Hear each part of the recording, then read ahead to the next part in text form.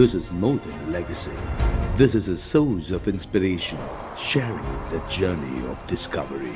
PSN College of Engineering and Technology. கோடை வெயிலின் தாக்கத்தால் கோவை மாநகராட்சியின் சில பகுதிகளில் 20 நாட்களுக்கும் மேலாக குடிநீர் வழங்கப்படவில்லை என பொதுமக்கள் குற்றம் சாட்டியுள்ளனர். தகவல்களோடு செய்தியாளர் சுதீஷ் இணைகிறார்.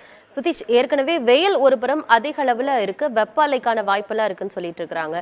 இந்நிலையில கோவையில குடிநீரை இன்னும் மக்களுக்கு வழங்கப்படாம இருக்கு அப்படின்னு சொல்றாங்க. 20 நாட்களாக குடிநீருக்கு மக்கள் என்ன பண்றாங்க? மாநகராட்சி தரப்புல இருந்து இதற்கு என்ன சொல்றாங்க?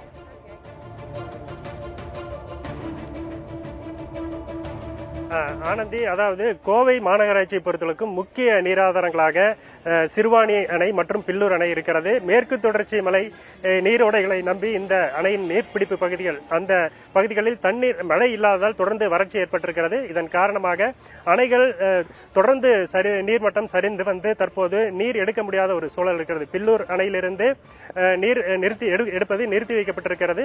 சிறுவாணி அணையிலிருந்து மட்டும் ஓரளவுக்கு தண்ணீர் எடுக்கப்பட்டு வருகிறது. இதனால் இந்த கால இடைவெளி, குடிநீர் விநியோக செய்ய கால இடைவெளி அதிகமாகி இருக்கிறது.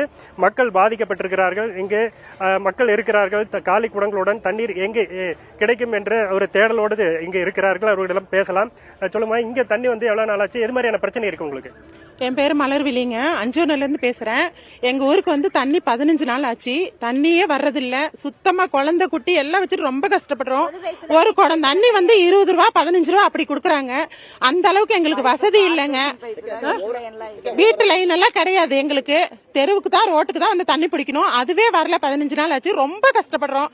இந்த ஒரு வாட்டர் கேன் வந்து 10 ரூபா, ஆனா இப்ப 15 ரூபாய்க்கு விக்கிறாங்க. இதை வாங்கி என் குழந்தைக்கு எல்லாம் கொடுத்து எங்களால முடியறது இல்ல.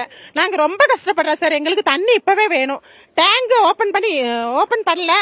17 ஆரம்பிச்சாங்க, இன்னும் அதுவும் ஓபன் பண்ணல. நாங்க ரொம்பவே எங்க ஊர் மக்கள் கஷ்டப்படுறோம் சார். சொல்லுங்க, உங்களுக்கு நீங்க எது மாதிரியான பிரச்சனை சந்திக்கிறீங்க? தண்ணி சொல்லு. தண்ணி சுத்தமா இல்ல சார். குழந்தையில வச்சுக்கிட்டு ரொம்ப கஷ்டப்படுறோம். எங்க வீட்டுல 7 உறுப்பினர் இருக்கிறோம். எங்களுக்கெல்லாம் ஒரு குடம் தண்ணி இருந்தாலும் கூட பத்தாது. 2 குடம் தேவைப்படுது. குடம் வந்துட்டு ஒரு குடம் டெம்போல கொண்டு வந்தா 10 ரூபா விக்கிறாங்க. அது எப்பவும் கிடையாது. கேன்ல வாங்கினோம்னா 2 நாளைக்கு முன்னாடி 35 ரூபா வித்துச்சு, 40 ரூபா வித்துச்சு, நேற்று 50 ரூபா வித்துச்சு, இன்னைக்கு வந்துட்டு 80 ரூபா விக்குது. நாங்க 250 ரூபா வேலைக்கு போறோம். நாங்க தண்ணி வாங்கி எப்படி குடிச்சிட்டு குடும்பத்தை நடத்துறது? நாங்க அரிசி வாங்குவோமா, இல்ல தண்ணி வாங்குவோமா, குழந்தைகளை கவனிப்போமா?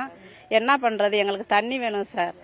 எங்களுக்கு டெம்போல கொண்டு வந்து கொடுத்தாலும் சரி, நீங்க பைப்ல ஓபன் பண்ணி விட்டாலும் சரி, எங்களுக்கு தண்ணி வேணும் சார். குடிக்கிறதுக்கு தண்ணி வேணும். ரொம்ப கஷ்டம். இங்க பொது பைப்பு தானா? எப்படி தண்ணி வருது? இங்க வந்து வீட்டு கனெக்ஷன் எல்லாம் எதுவுமே இல்லைங்க. எல்லாமே பொது பைப்பு தாங்க. இங்க 2000 பேர் வசிக்கிறாங்க. 2000 பேர் இருந்தும் பொது பைப்பு தான் இருக்கு. வீட்டு கனெக்ஷன் எதுவுமே இல்லைங்க. அதனால தண்ணி வந்தாதான் நாங்க யூஸ் பண்ண முடியும். அதுவுமே இல்லாம இருக்குங்க. ஆனந்தி, இது குறித்து மாநகராட்சி ஆணையாளர் சிவகுரு பிரபாகரிடம் கேட்டபோது அணைகளில் தொடர்ந்து தண்ணீர் வற்றி வருகிறது. இதன் காரணமாக போத்திமந்து மற்றும் அப்பர் பவானி போன்ற பகுதிகளில் இருந்து குழாய் மூலமாக கேரளா வழியாக தண்ணீர் கொண்டு வருவதற்கான ஏற்பாடுகள் செய்யப்பட்டு வருவதாகவும், தண்ணீர் இல்லாத பகுதிகளில் ஆய்வு மேற்கொண்டு அங்கு தண்ணீர் வழங்குவதற்கான நடவடிக்கைகள் மேற்கொள்ளப்படும் எனவும் அவர் தெரிவித்திருக்கிறார். ஆனந்தி, வெயிலால மக்கள் ஒரு புறம் அல்லல் பட்டு இருக்காங்க, இன்னொரு புறம் குடித்தண்ணீர் பிரச்சனையும் அந்த பகுதியில ஏற்பட்டிருக்கு. களத்திலிருந்து தகவல்களை வழங்கியமைக்கு நன்றி Sudhish. This is more than legacy. This is a source of inspiration, sharing the journey of discovery. PSN College of Engineering and Technology.